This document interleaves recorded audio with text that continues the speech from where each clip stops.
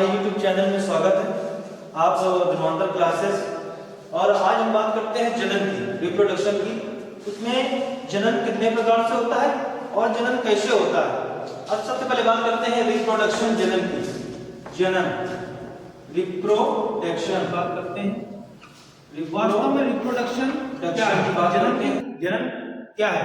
जनन एक प्रकार की प्रक्रिया है जिसमें जीव अपने समान संतान की उत्पत्ति करता है। अपने समान एक संतान की उत्पत्ति करते हैं। इस पूरी प्रक्रिया क्या कहते हैं? जनन कहते हैं।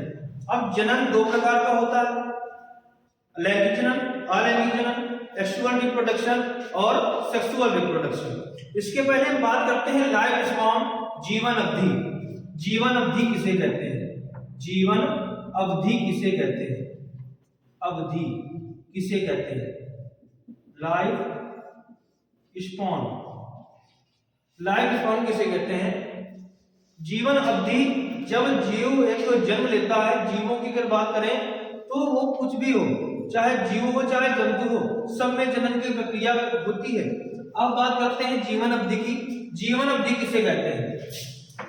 एक जीव के जन्म से लेकर, एक जीव के जन्म से लेकर उसकी प्राकृतिक मृत्यु, उसकी प्राकृतिक मृत्यु, एक जीव के जन्म से लेकर उसकी प्राकृतिक मृत्यु, प्राकृतिक मृत्यु के जो बीच में समय लगता है, समय और काल, उसी को जीवन अवधि कहते हैं। एक जीव के जन्म से लेकर उसकी प्राकृतिक मृत्यु के बीच के समय और काल को ही जीवन अवधि कहते हैं।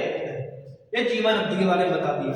अब बात करते हैं जनन। जनन जैसा कि मैंने बताया, जनन दो प्रकार का होता है। कौन कौन सा होता है? अलैंगिक जनन और लैंगिक जनन।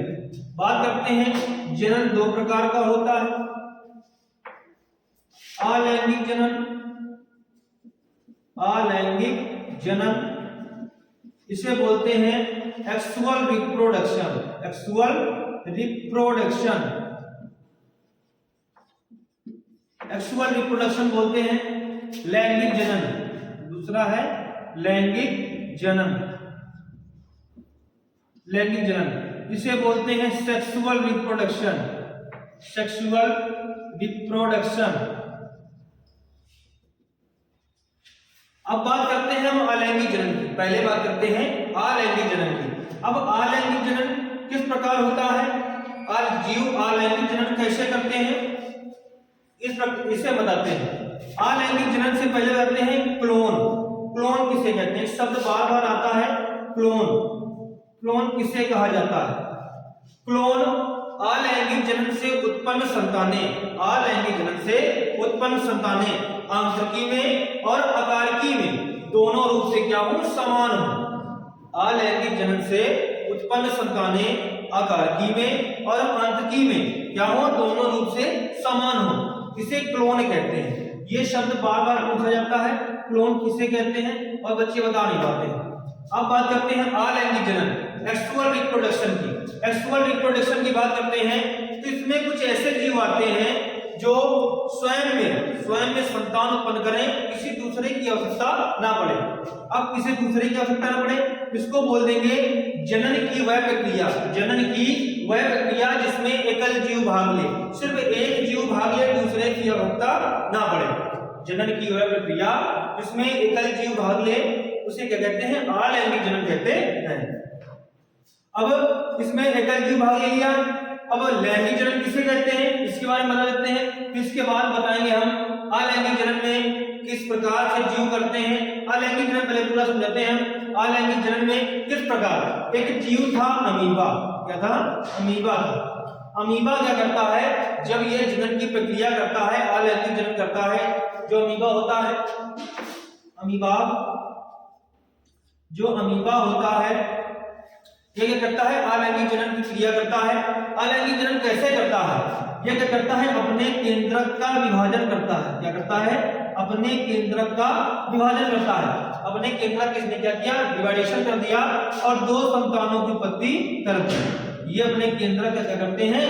विभाजन करते हैं और दो संतानों को जन्म देते हैं। लेकिन होता क्या है, जो भी जीव अलैंगिक जनन की प्रक्रिया करते हैं वो जीव अपना शरीर त्याग देते हैं, क्योंकि उनका जो केंद्रक होता है दो भागों में डिवाइडेशन हो जाता है, इसलिए ये अपना शरीर त्याग देते हैं और दो संतानों का जन्म दे देते हैं। और लैंगिक जनन की अगर बात करते हैं, लैंगिक जनन की अगर बात करते हैं, जनन की वह प्रक्रिया, जनन की वह प्रक्रिया जिसमें दो भिन्न भिन्न जीव भाग लें, दो क्या लें, दो भिन्न भिन्न जीव भाग लें, लैंगिक जनन कहते हैं, सेक्सुअल रिप्रोडक्शन कहते हैं।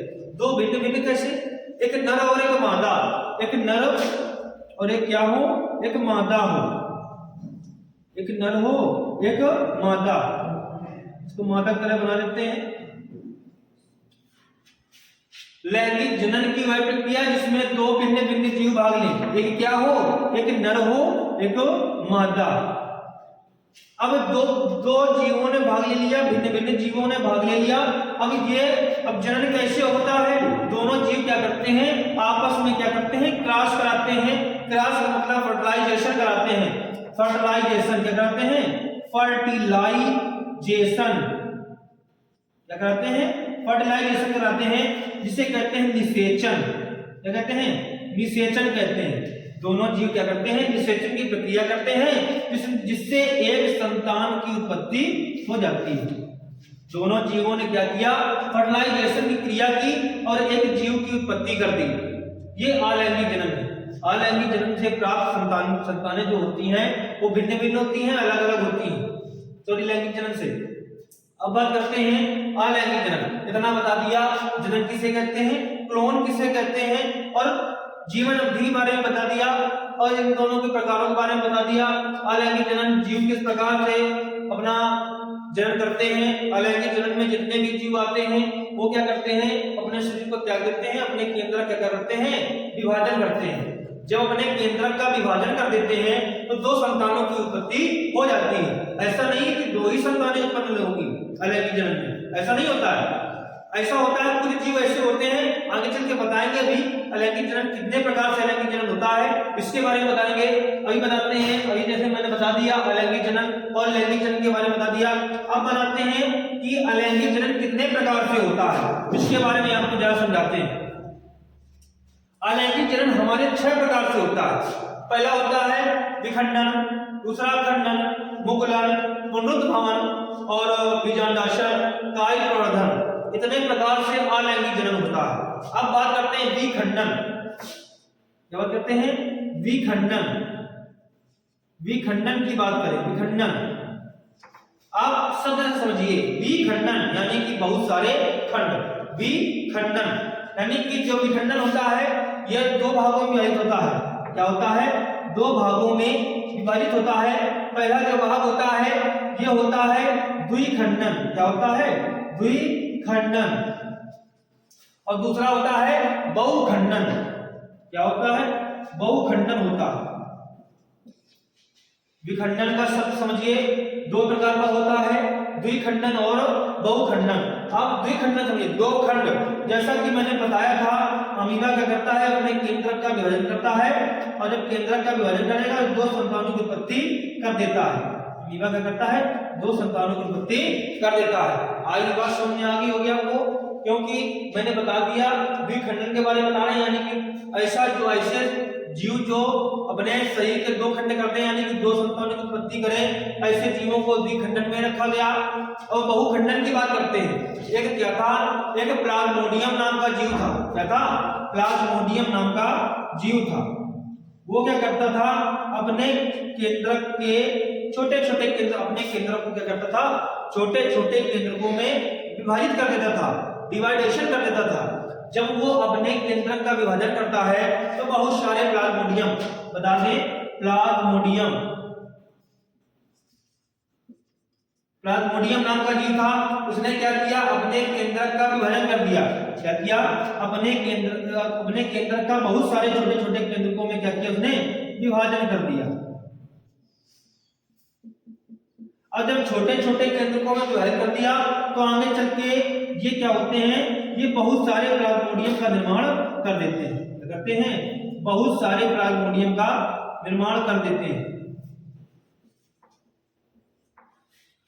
तो बहुखंडन यानी कि दो से अधिक खंड बहुखंडन में आते हैं। इसने क्या किया, बहुत सारे अपने अपने एक शरीर से दूसरे की आवश्यकता नहीं पड़ी, अपने खुद में उसने क्या किया, केंद्रक का विभाजन कर दिया छोटे छोटे केंद्रकों में, और क्या किया, बहुत सारे प्लाज्मोडियमों का निर्माण कर दिया। ये तो हमारा विखंडन के बारे में हो गया। अब बात करते हैं मुकुलन के बारे में। इसके बारे में, मुकुलन के बारे में, मुकुल क्या होते हैं, मुकुलन किस प्रकार जन्म करता है। अब बताएं मुकुलन क्या था, मुकुलन था, मुकुल था।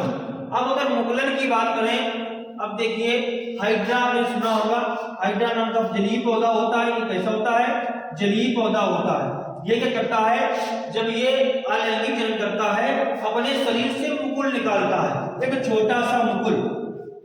अब मुकुल निकालने के बाद जब ये मुकुल आगे चल के बड़ा होता है, क्या होता है, आगे चल के बड़ा हो जाता है, तो ये इस प्रकार जब इतना बड़ा हो जाता है तो ये मुकुल हट जाता है यहाँ से।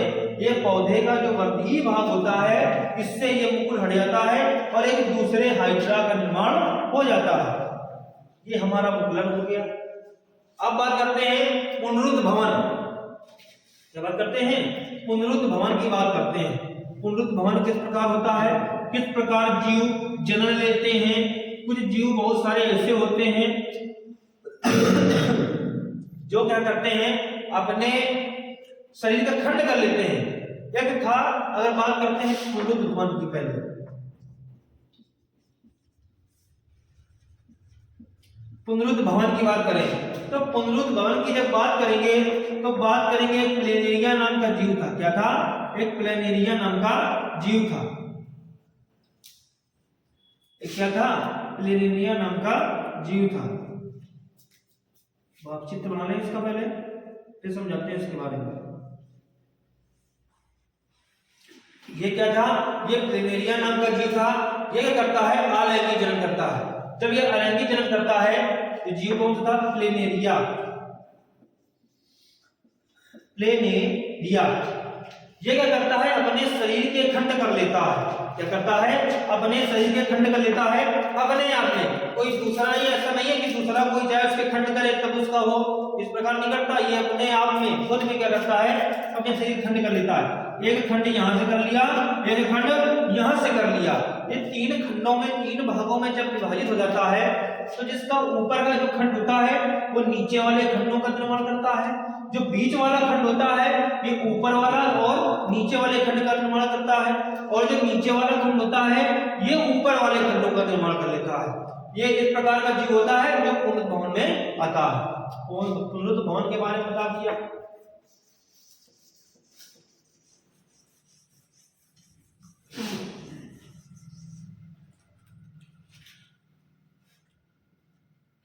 अब बात करते हैं कायिक प्रवर्धन की बात करते हैं पहले। इसके बाद और भी चीजें हैं और समझाएंगे खंडन के बारे में और समझाते हैं। पहले कायिक प्रवर्धन समझाते हैं, इसके बाद खंडन के बारे में बताएंगे। मुकुलन के बारे में बता दिया, पुनरुत्थ के बारे में बता दिया है ना, बीजांडाशय के बारे में बताना है और खंडन के बारे में बताना है। पहले कायिक प्रवर्धन समझा देता हूं, इसके बाद आपको बताएंगे खंडन के बारे में और बीजांडाशय के बारे में, जिसे बीजांडद्वार के नाम से जानते हैं। अब पहले बताते हैं कायिक प्रवर्धन। कायिक प्रवर्धन,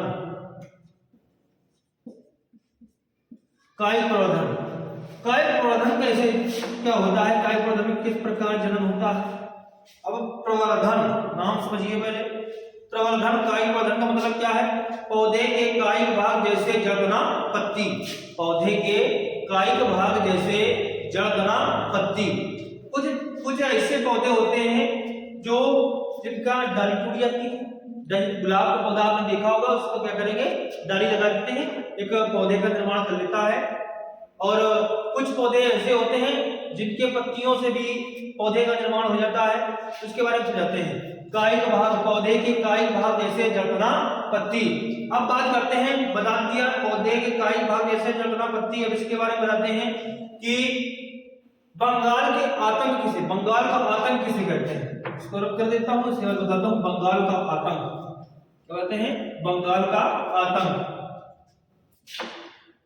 बंगाल का आतंक, बंगाल के आतंक के बारे में बताते हैं। एक क्या था, एक जलकुंभी नाम का पौधा था। क्या था? जलकुंभी। जलकुंभी नाम का क्या था? पौधा था। ये ऐसा पुष्प था कि देखने में बहुत ही सुंदर था। लोग देखते थे नहीं ये बहुत अच्छा पुष्प है।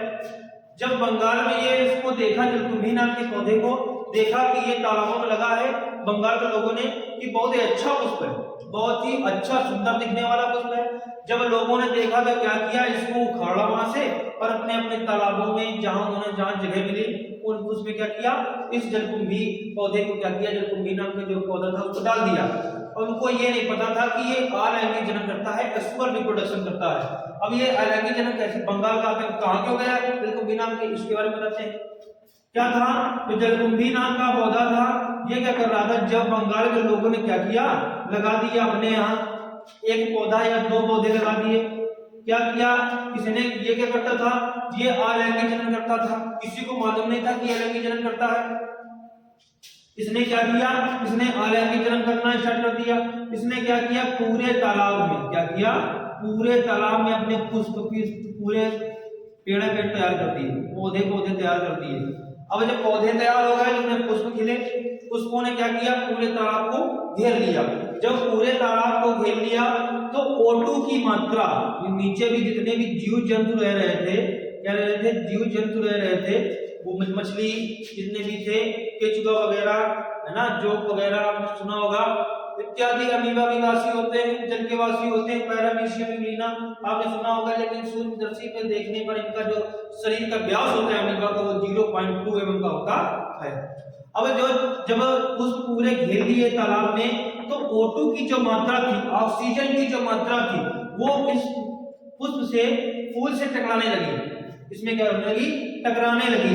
तो जिसके कारण ऑक्सीजन की मात्रा नीचे नहीं जा पाई, O2 की मात्रा नीचे नहीं जा पाई। जब O2 की मात्रा नीचे जा नहीं पाई, जितने भी जलीय जंतु उस तालाब में रह रहे थे, वो क्या उनका क्या मतलब, उनकी मृत्यु होने लगी, वो मरने लगे। जब मरने लगे, जब बंगाल के लोगों ने देखा ये बहुत ही खतरनाक पौधा है, तो क्या किया,